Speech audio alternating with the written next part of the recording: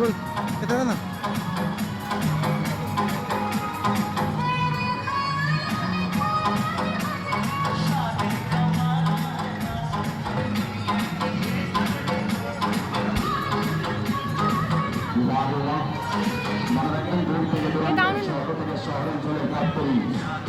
কলকাতা থেকে আগত চ্যানেলটি জীবনটা নরলাক্ষর সুকুমার লাক্ষু।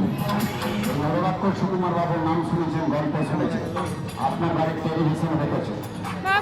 নিজে চোখে দেখে আসুন,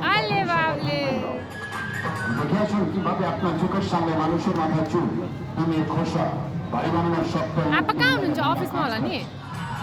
জানতে জানতে মাছ, কাঁটা কাঁটা মুরগি খাচ্ছে, মানুষের মাথার চুল, ডিমের খোসা খাচ্ছে।